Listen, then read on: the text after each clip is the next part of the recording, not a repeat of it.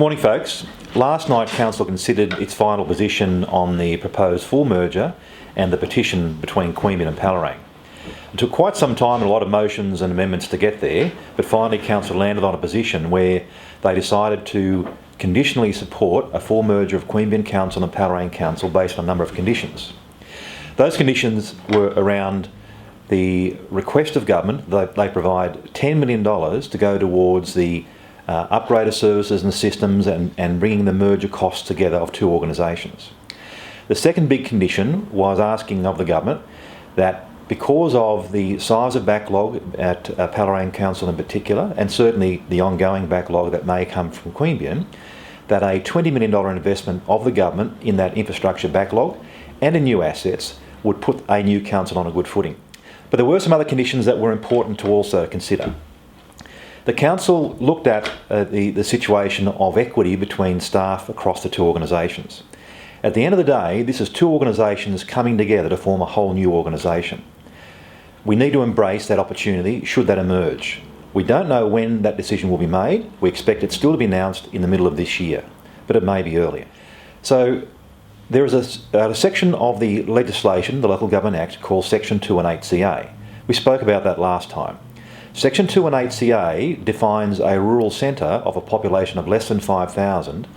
The staff numbers in a town of that size, where it has a council based, must keep those staff numbers in that town in perpetuity. That's bound inside the legislation.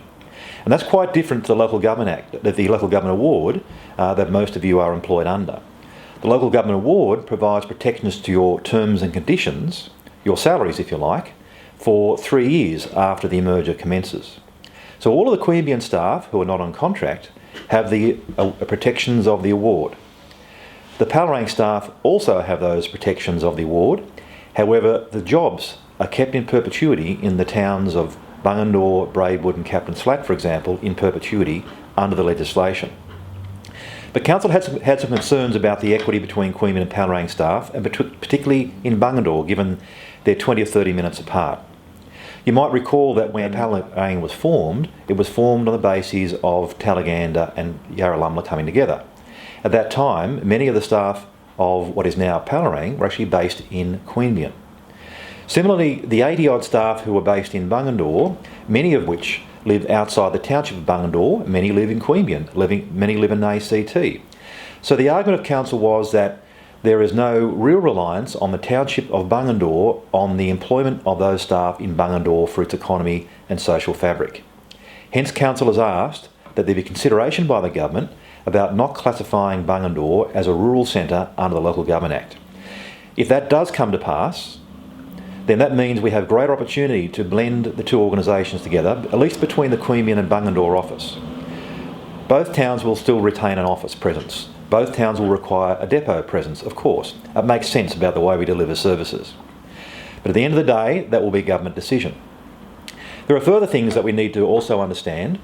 The council submission is also based on recognising the skills that Palerang staff have, particularly around roads and weeds, for example. The Palerang Council has built up a great reputation working with the Roads and Maritime Services and has a contract worth many millions of dollars each year.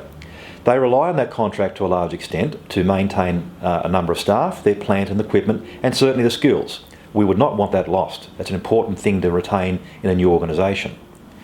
Equally, there are skills that Palerang have around weeds that we may be able to share amongst other areas around councils in the region.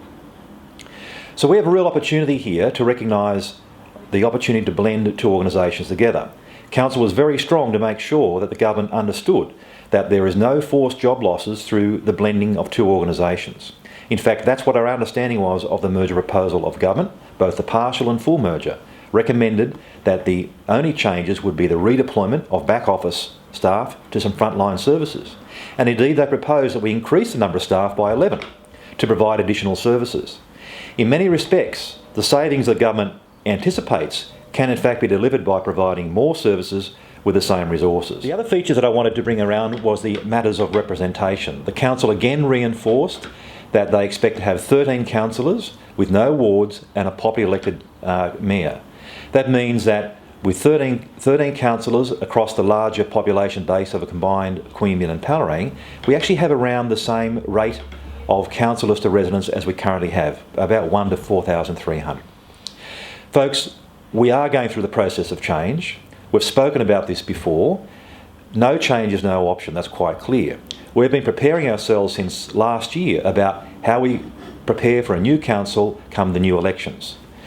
The council elections now won't be held until March of next year, so we have more time to prepare our resources, our workforce and ICT for that occasion. But we'll talk more about that next time. Take care.